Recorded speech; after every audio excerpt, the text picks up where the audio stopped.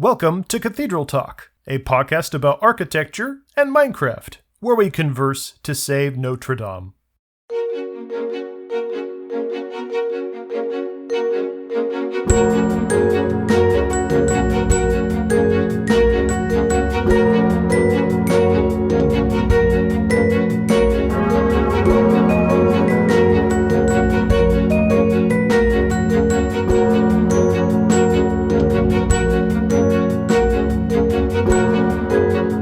Let me help you get back into the Minecraft headspace. Please. So you got a pickaxe in your hand, and you're going after some stone, but you don't have silk touch on your pickaxe.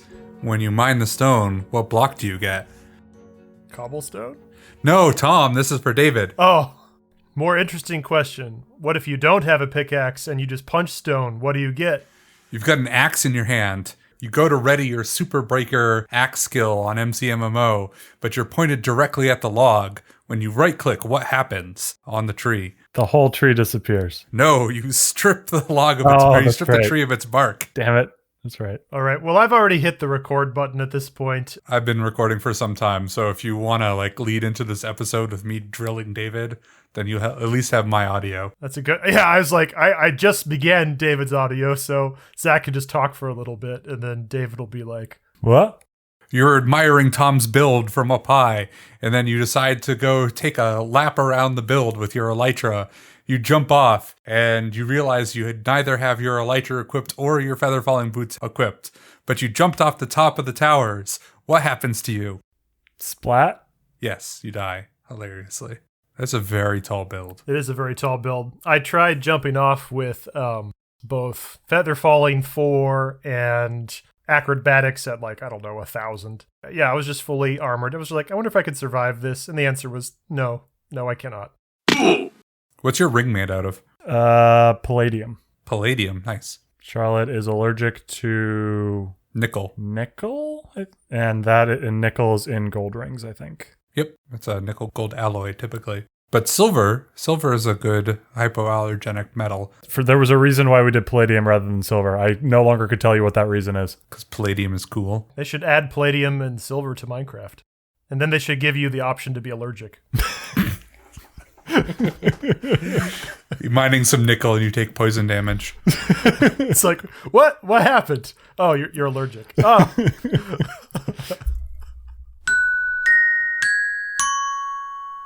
So it snowed really just a few days ago, and it was the first snow of the season. And of course, my initial reaction was, oh, great, snow day. And then I thought, oh, wait, there are no more snow days. In Lexington, Kentucky, there are. The county superintendent, something like that, I probably have the title wrong, put out a letter talking about the joys of snow days and how it's important to keep that joy of childhood alive. And so in honor of that, we are declaring today a snow day. Good on you, Kentucky. Wow, good for them. I heard New York City did exactly the opposite.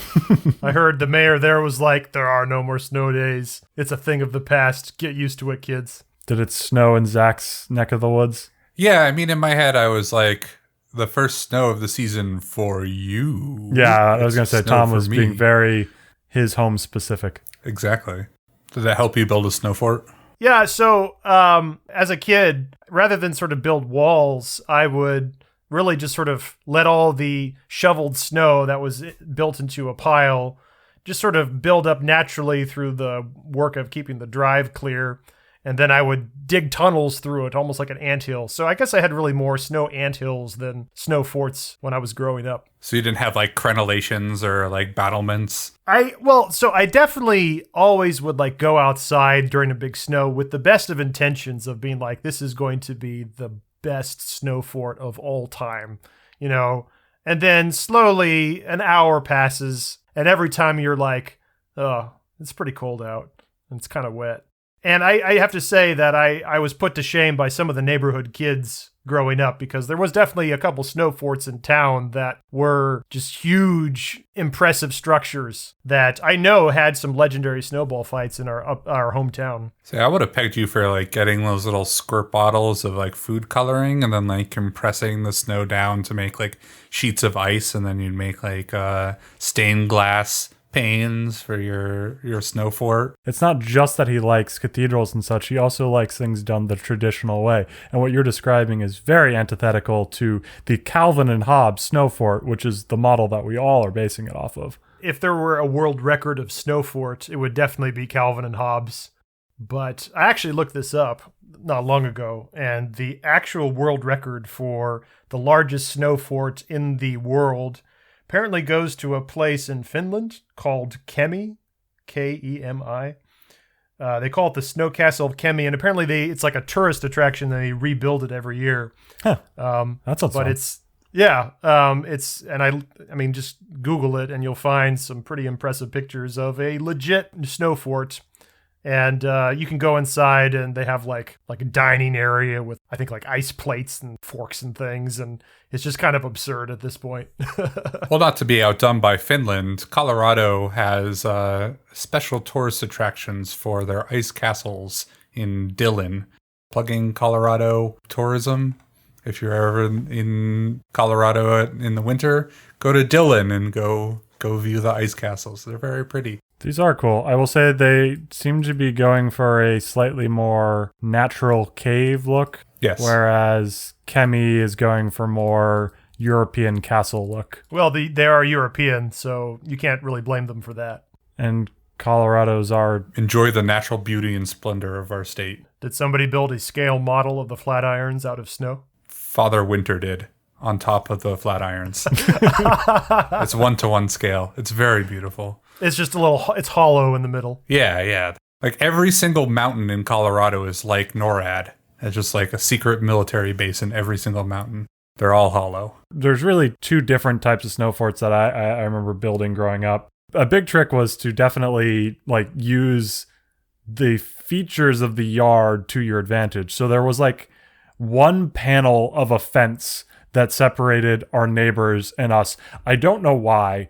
It wasn't a full fence. Yeah, it was just kind of a fence out of nowhere. It was just one fence. I think at some point there were bushes on one side. Maybe. It was almost like artistic. It's like two posts and one bar out in the middle of nowhere. Yeah. Was it white picket? Because I had a neighbor that I'm pretty sure had just one like meter long white picket fence, and it was there as like an artistic installation because they needed like the white picket fence in their plot of land, but they didn't actually want to fence off their plot. This feels like liberal arts majors living in Massachusetts compared to rural upstate New Yorkers who just had random fences.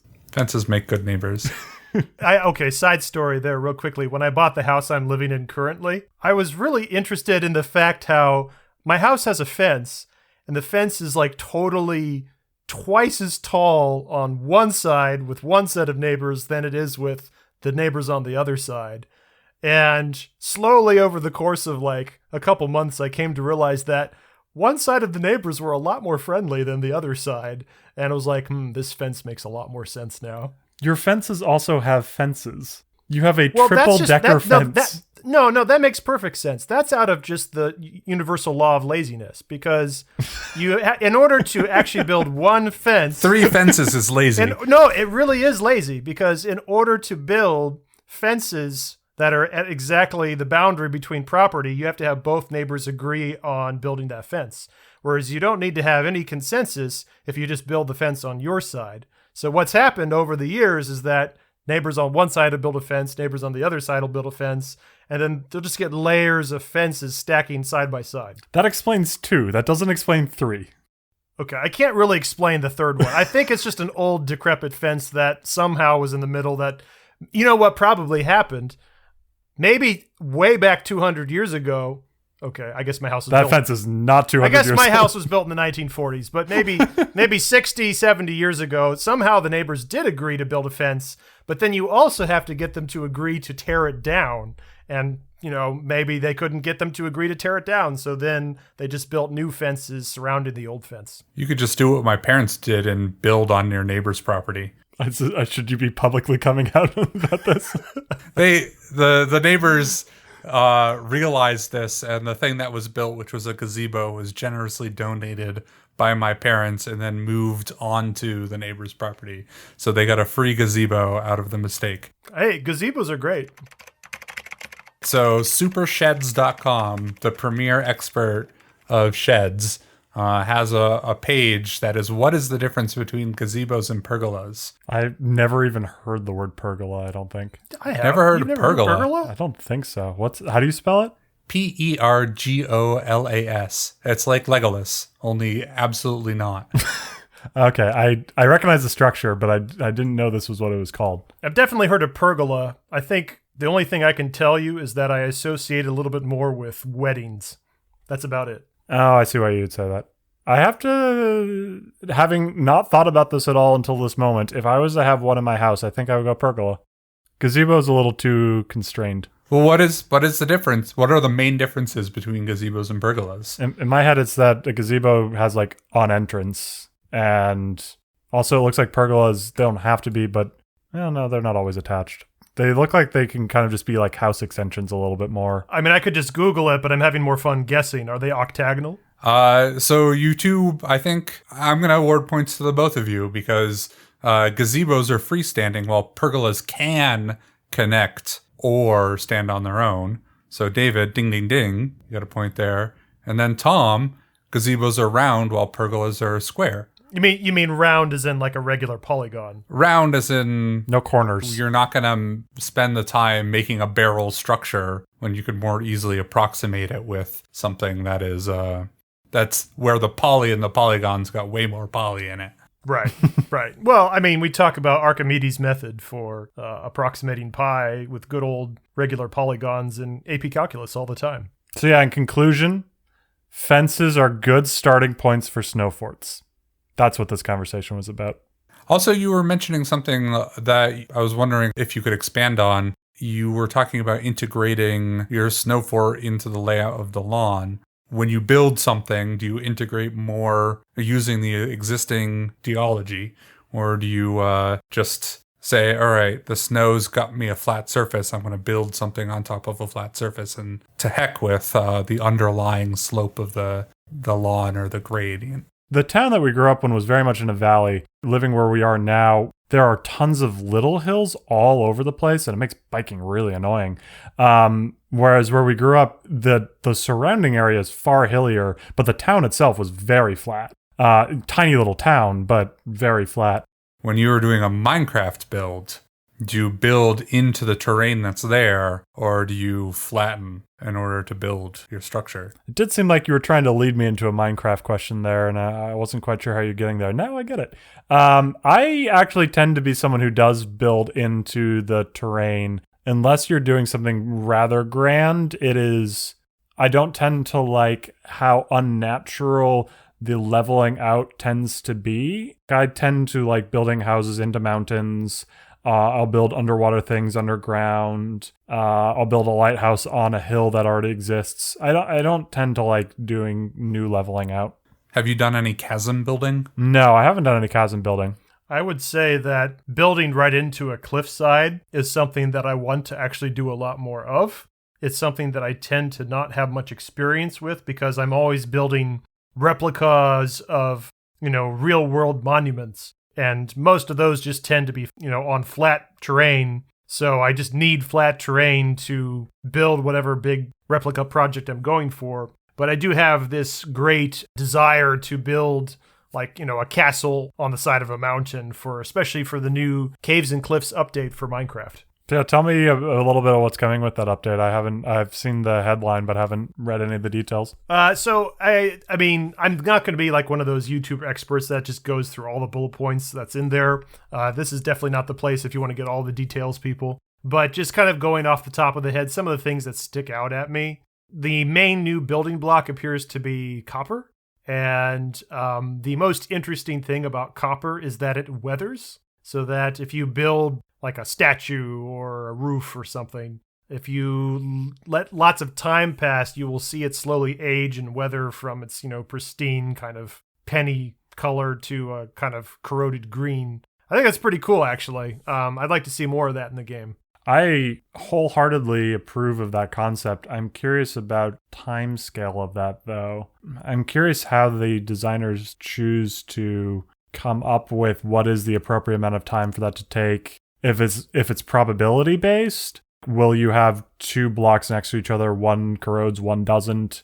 Once they've all corroded, is the expectation that you're going to go back and start all over again? Like, that adds a lot of interesting questions. Yeah, I don't have the answer, but I would definitely hope that they would err on the side of a very long time as opposed to like, oh, it just takes, like 10 nights, days and nights, because, we're talking about servers that people will just be playing for hours and hours, and it'll probably just run when nobody's logged in anyway.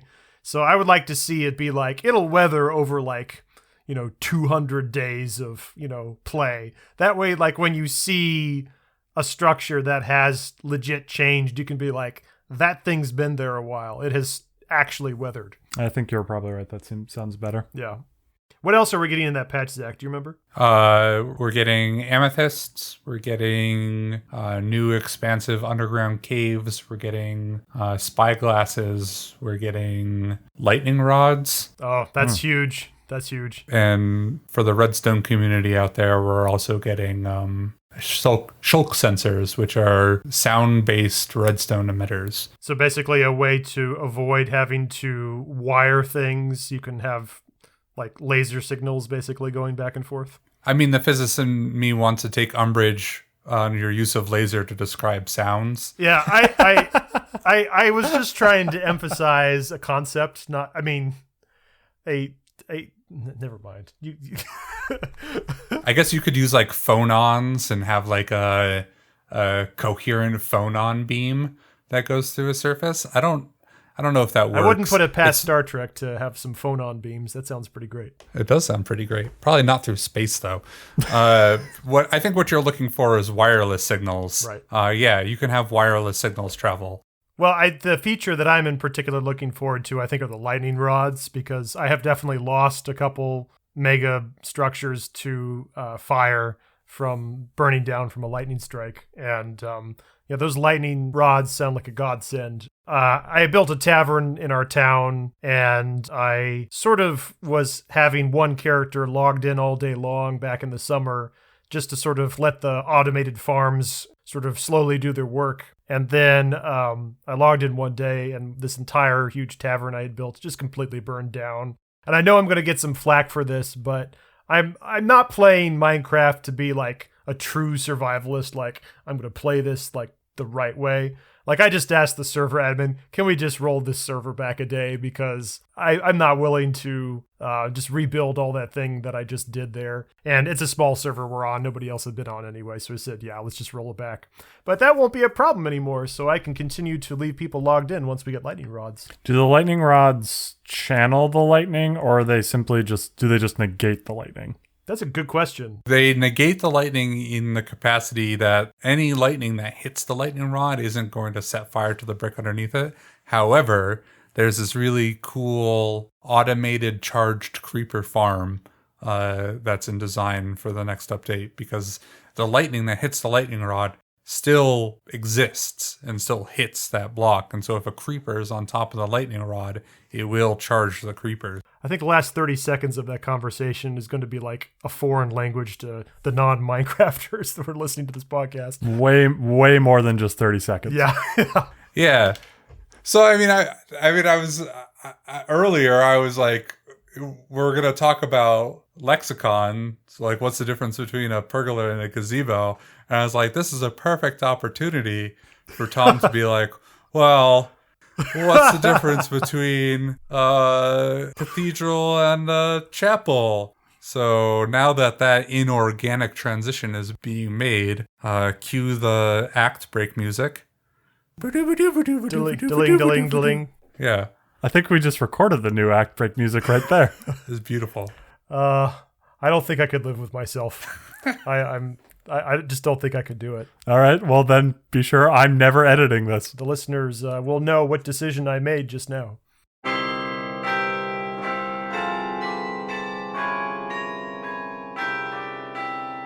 I think an interesting question, since this is a podcast about cathedrals, is we have different terminology of the various, let's be frank, Christian edifices. Hashtag not a Christian podcast. And in particular, of course, people are very familiar, I think, with the word church. But then we've got these other words for structures that are a little bit more nebulous. We have chapels, and then we have basilicas, and then we have cathedrals, of course. Do you know what the difference is? I do not. Do you want me to guess? Because you guys guessed for my question. I would appreciate a guess. I think the difference between a church and a cathedral has to do with the difference between the size allocated for the choir and the rest of the participants. Okay, so you think that it's based primarily on the architectural features of the structure and the space that it provides? I mean, in my heart of hearts, I think a church is a purely religious thing that has absolutely nothing to do with the architecture. So your living room could be a church. You don't even need to have a place with walls in order to be a church. It's a space designated solely by the function that it's serving and not by the architecture. Well, if you were to use set theory and sort of describe the relationship between these different words with a Venn diagram, would you say that cathedrals are crossing over with churches, or would you say a cathedral is separate from a church, or would you say that a cathedral is a subset? What do you think? Yeah, I think you can have cathedrals that are non-religious. So going back to my ice sculptures, you can have ice cathedrals, and then you can have cathedrals that are also churches, and then you can have churches that are not cathedrals. So there's overlap. My answer is different, but I do like your answer. So I will just, before I get into my answer, I will say, I like that answer. Props. My memory and understanding of cathedrals that it is a very specifically religious term that means something under the designation of a church. I guess you could describe like an ice cathedral as a cathedral, but that feels more like a liberal acquisition of the word. There you go. Yeah, that was well put. I'm really quite proud of that. I don't know where that came from. So Wikipedia has completely blasted what my definition of cathedral was. Yeah.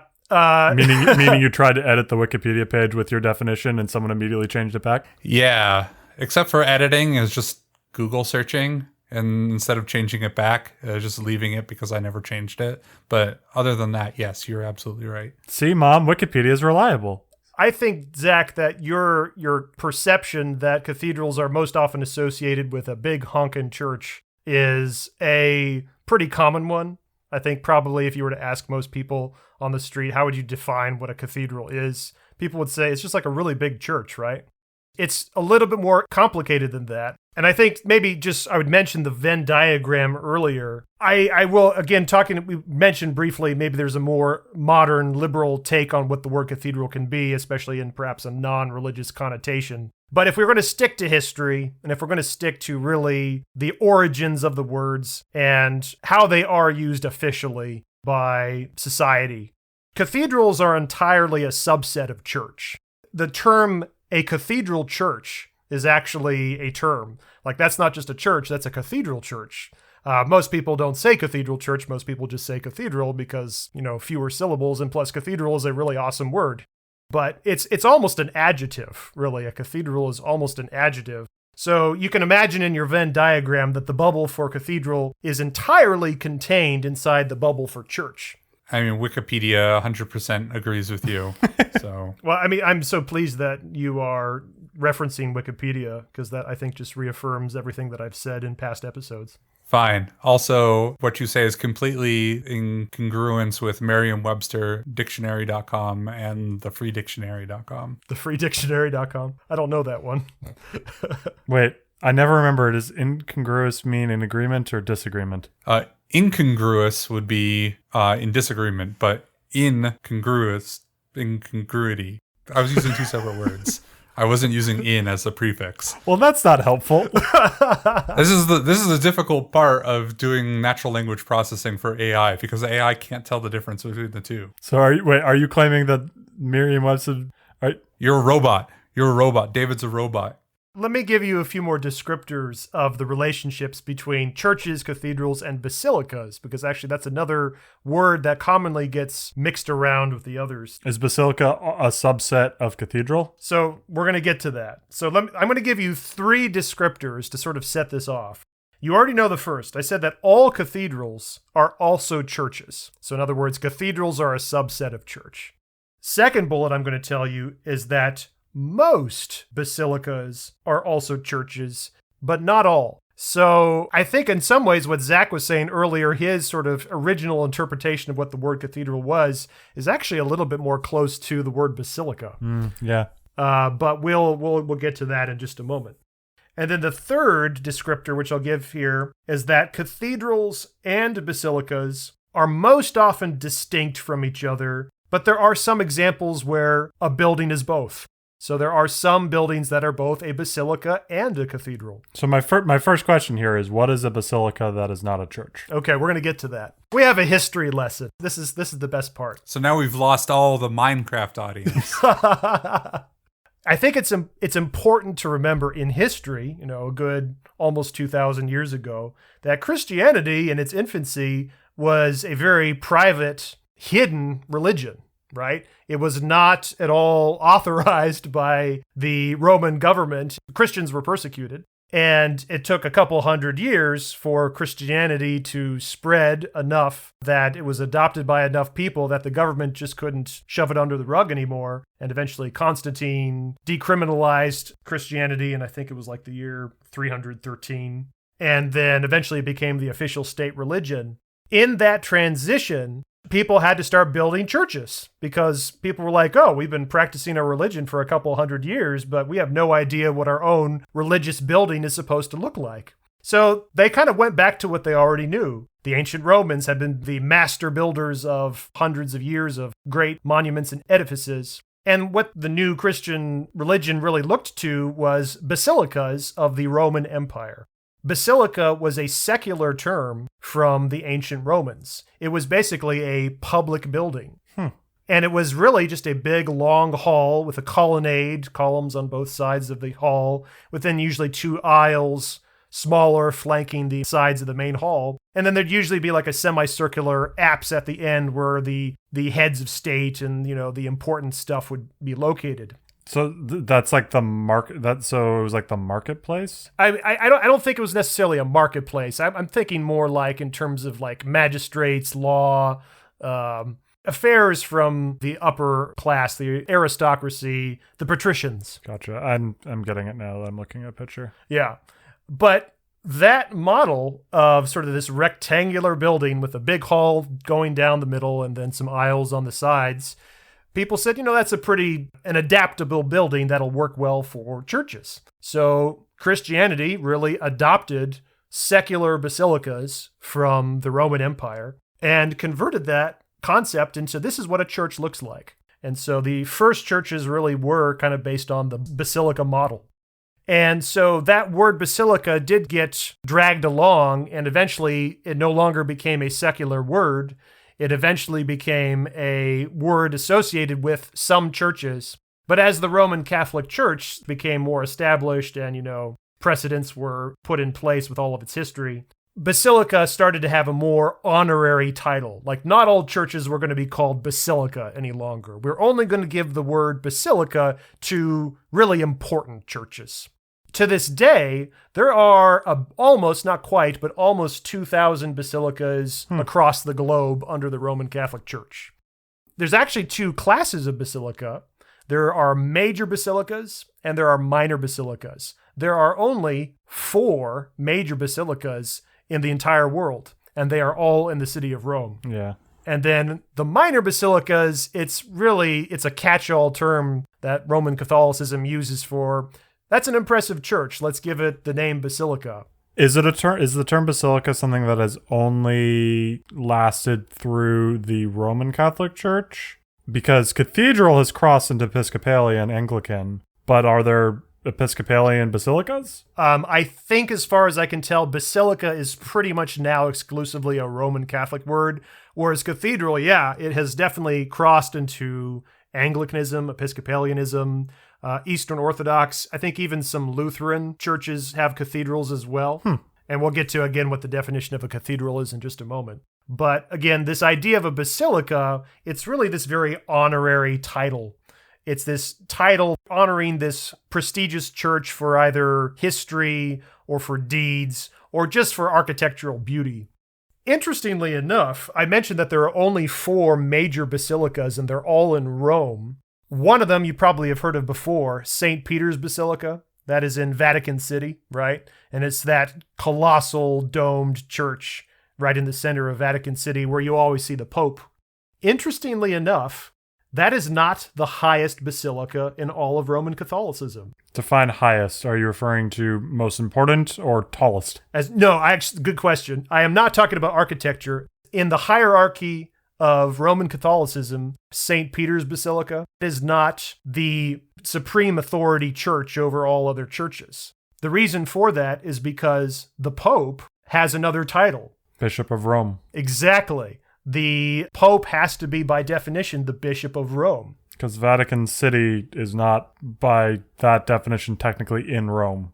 It is surrounded by Rome. It is not in Rome. Exactly. And so this is where we get into what a cathedral actually is. A cathedral is the church of a bishop. Cathedrals would have a throne called a cathedra, and then that throne would be the throne of the bishop. And then just having that seat, that physical seat, would literally make that church the cathedral. So cathedrals really have a very formal definition, whereas basilica is a lot more like, it's sort of just an honorary title. It's official, but the qualities that must be possessed to be a basilica are a lot more loose. But here's where the interesting overlap comes in. I was mentioning that St. Peter's Basilica in Vatican City is not the supreme church in all of Roman Catholicism. The supreme church is the Archbasilica of St. John Lateran. And it is definitely, I don't think, a church that people are as familiar with as St. Peter's. It's a very beautiful church. It has a beautiful facade, but it's certainly nowhere near as memorable as like St. Peter's Square with the giant St. Peter's Basilica, which is many times larger. But technically, the Archbasilica of St. John Lateran, and again, it's got a special title, Archbasilica, is also a cathedral because it is the Bishop of Rome's cathedral. The Pope, by definition, has to be the Bishop of Rome, so therefore, that is the supreme church of all of Roman Catholicism. Whereas St. Peter's Basilica is not a cathedral because it doesn't have the seat of a bishop? The cathedra. Exactly. St. Peter's Basilica doesn't have a cathedra because the Pope's throne is in St. John Lateran, which is in the proper city of Rome. So weirdly enough, we have this weird circular logic where St. Peter's Basilica in its own independent city-state is actually subservient to this physical church that's actually in Rome proper, which is just so bizarre. You kind of go into these weird circles. I thought that was interesting. I'm refraining from saying any blasphemous things. What? No, this is there's nothing blasphemous here. We're understanding hierarchy. I was looking through Wikipedia because they are the supreme source on most of the things we talk about on this podcast. They are actually the basilica above the Archbasilica. It's the Basilica of Wikipedia. That's true. It says so on Wikipedia, so it has to be true. It's true. Funnily enough, I actually looked up a list of all the basilicas in Roman Catholicism.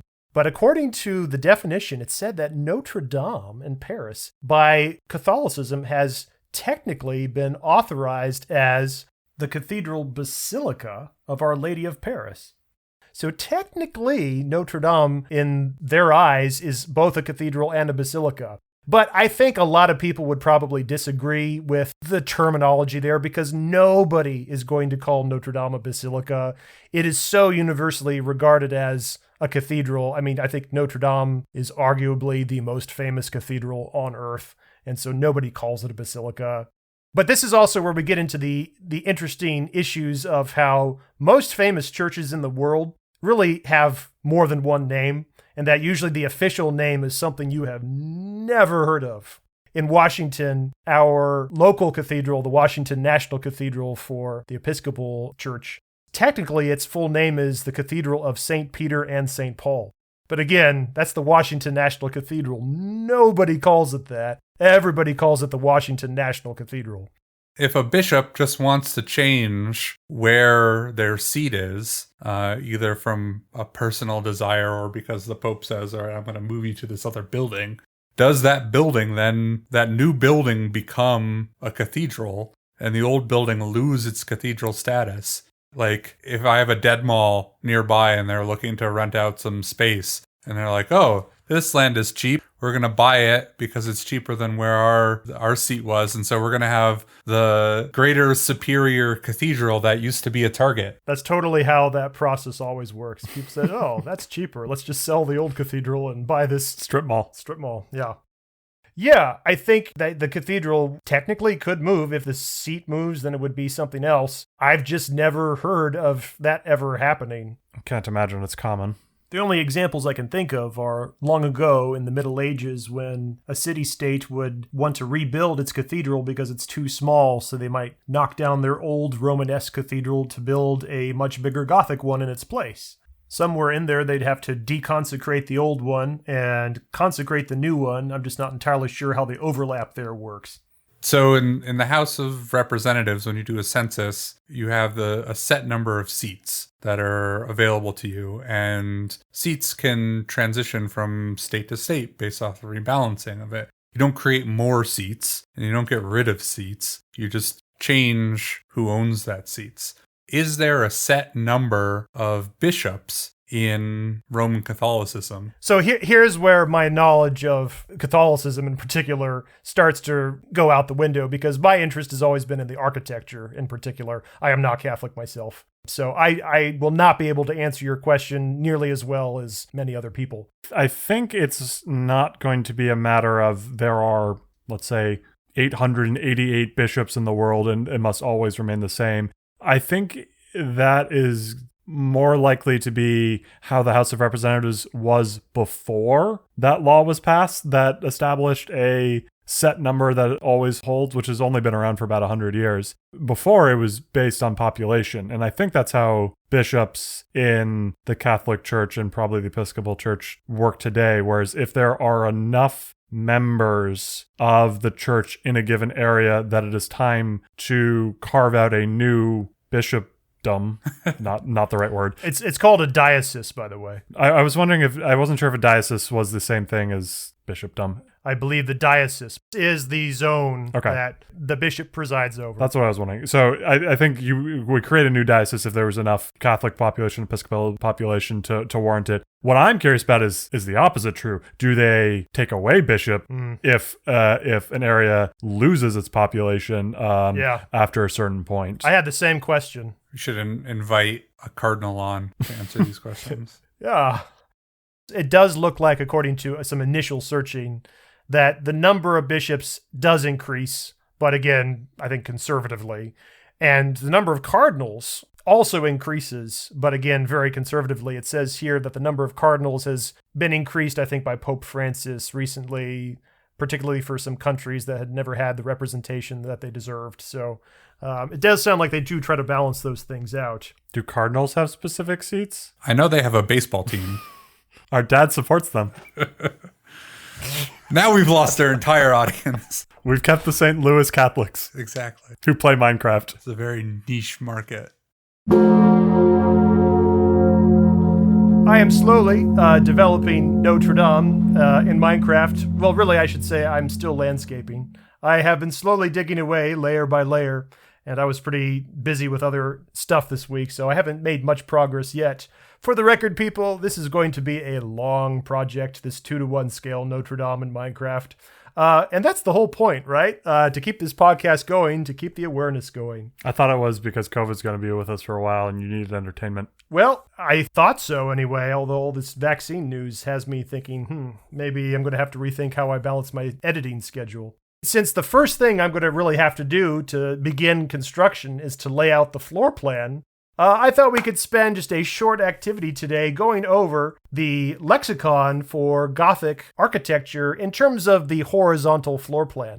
So I have provided David and Zach with a brief copy of the floor plan of Notre Dame. And so there are 11 different zones on this floor plan that I've sort of highlighted with different colors. And then we've got 11 different vocab turns over here. And I'm just curious, how many of these David and Zach can match up with the figure? So we should start by building on previous knowledge and ask Zach if he wants to start at the west end or the east end and then make sure he knows which is which. I'm going to start on the east end because the asp is I I think it's the asp. That's the only one that I'm pretty certain. The apse? The apse, yeah. It's not an Egyptian snake. Now you've introduced doubt into my head. What am I going to do? I'm going to put it... you can't move these things. You can't? Can I? You should be able to. Click them. All right. I'm going to move it. So, hey, don't move it back. Sorry, you drag it. Sorry. So I think we should probably also quickly remind people, what does just the basic shape of the floor plan of a cathedral look like? And like Notre Dame and many of its contemporaries, they all form the shape of a cruciform. They all look like a Christian cross. The cross faces east to west, and that the top of the cross faces east and the bottom of the cross faces west. And in particular, the west end is sort of where you enter, and then it's sort of like you're climbing the cross as you go to the east end where the high altar and so forth is. The chapel itself, I think, would be the little purple area that's at the very top of the cross at the east end, and that's where the altar is going to be. Now, the outer circles are a bit less obvious. This is so great. I'm loving this. I mean, some of these are Pokemon names, like Narthex. Narthex is definitely a Pokemon. Yeah. I choose you, Narthex. And I drive a Chevet Spark. Well, let's see. Other ones that I'm pretty sure I'm right. The choir's got to be the yellow area right in front of the chapel. Why aren't you moving? Does it? I thought the choir was behind. I would have guessed the choir would be the light blue. Choir is definitely a horizontal area because you have people who are sitting on either side as you walk through. The crossing might... Yeah, it's red. It's got to be the red. Well, there's two red, and it could be either in my head. The middle, the orange. I think it must be that one, yeah. Great. The center part of the cross where the horizontal and vertical parts of the cross meet. I've literally never heard of a Chevette before. I don't know what that is. It's a style of car. Remember, it's a French word. How do you think the French pronounce it? Chevet. Definitely Chevette. Chevet. Definitely Chevette. I get a Chevet Spark EV. I'm going to keep on making this joke over and over until someone acknowledges that I'm making this Chevrolet joke. Do you have a Chevrolet, Zach? I have a Chevrolet. Are you proud of your Chevrolet? No. What? That's unfortunate. You should have brand loyalty. Yeah. What's wrong with you? I was going to say what's wrong with it, not what's wrong with you.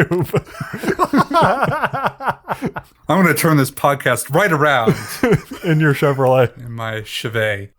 I don't know what Chevet means. So again, maybe just as a quick pausing point, because we have some confusion in the words that we're using between horizontal and vertical. When David's talking about vertical, he's talking about north and south. In other words, the two arms of the Christian cruciform. I suppose that's clear. Yeah. North is always up. I think the ambulatory is actually over on the east end. I think it's one of the things you walk around. Yeah.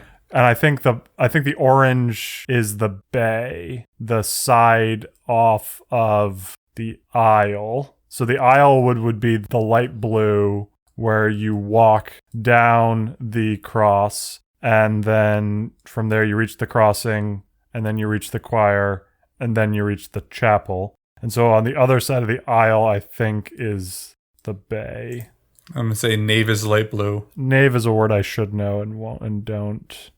I think the narthex is the entrance point, actually. I think that's the dark red at the west end. The knave is a dishonest or unscrupulous man. That's right. And because we have a random brown box that I don't understand why it gets its own name, there's where our Chevrolet is going.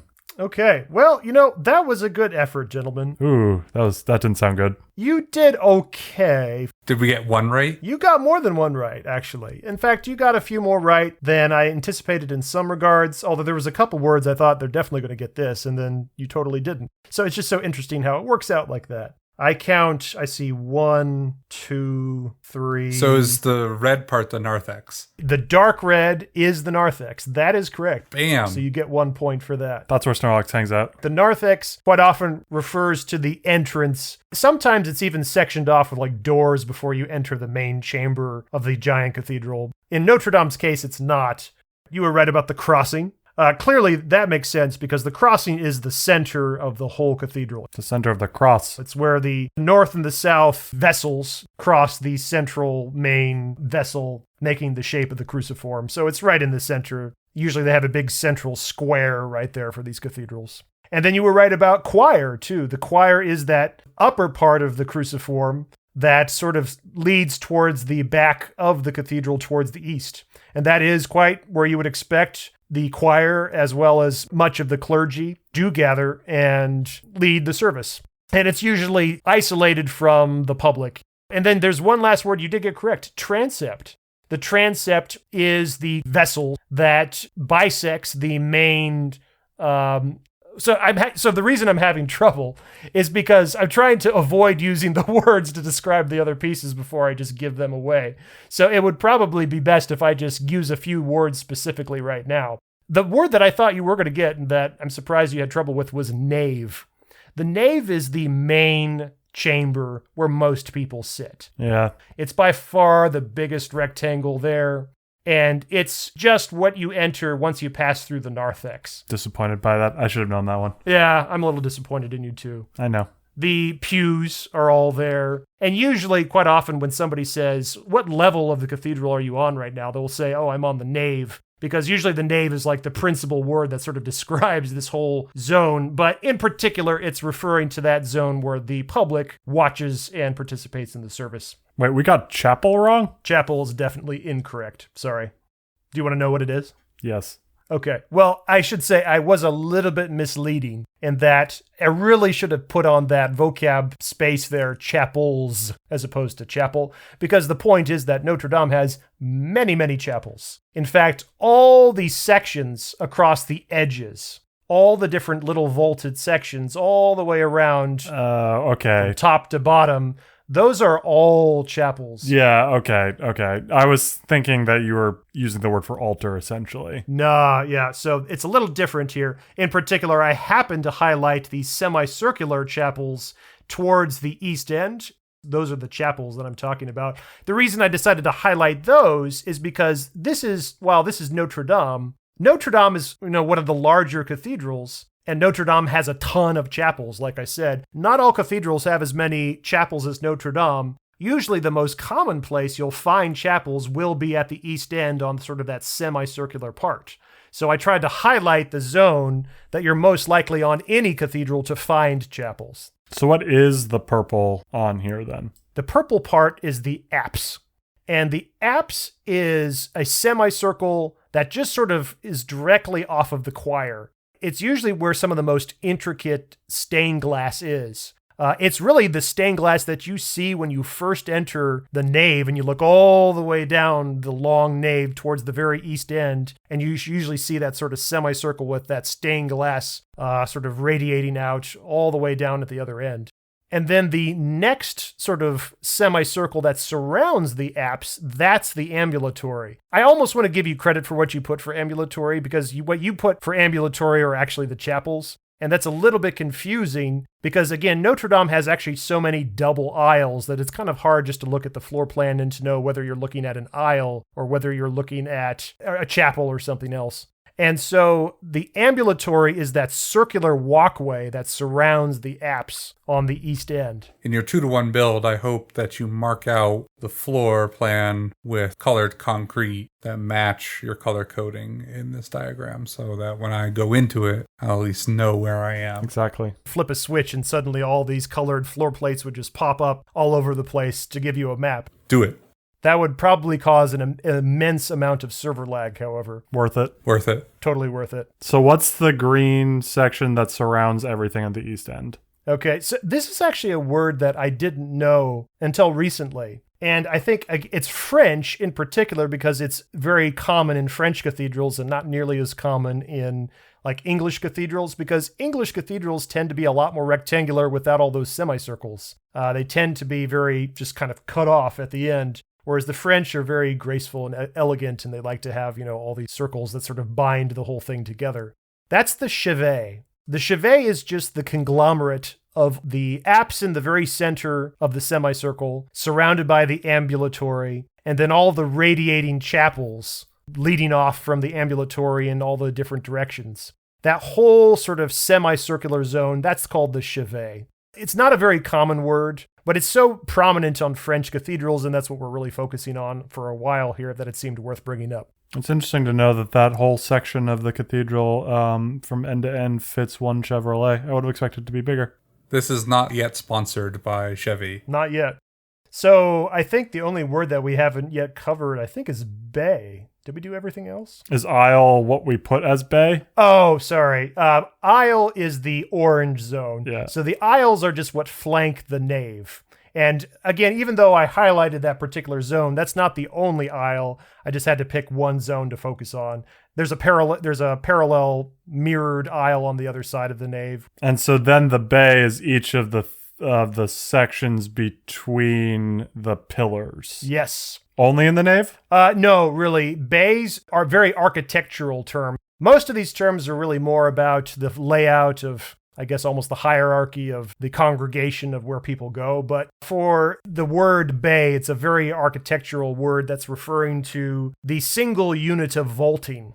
A Gothic vault is these sort of crisscrossing Gothic arches, these sort of pointed arches. They crisscross between the different column piers. And then that section of stoned vaulting, you kind of replicate over and over again as you go from one set of columns to the next. And so each of those are just called bays.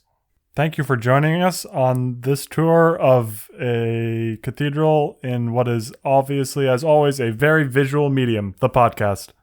So from here on, when I start to say things like, well, I was really trying to work out the chevet today, you're totally going to know what I was talking about, right? Yes. Excellent. Cars.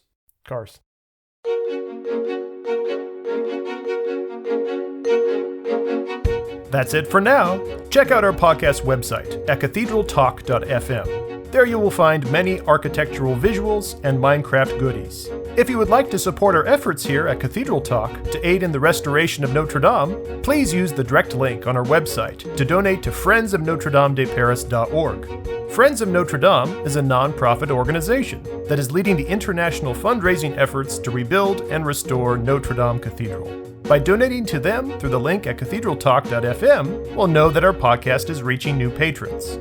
As our own Minecraft project progresses, we'll be sure to share plans, screenshots, and videos for your own visual palette. Good day and happy building.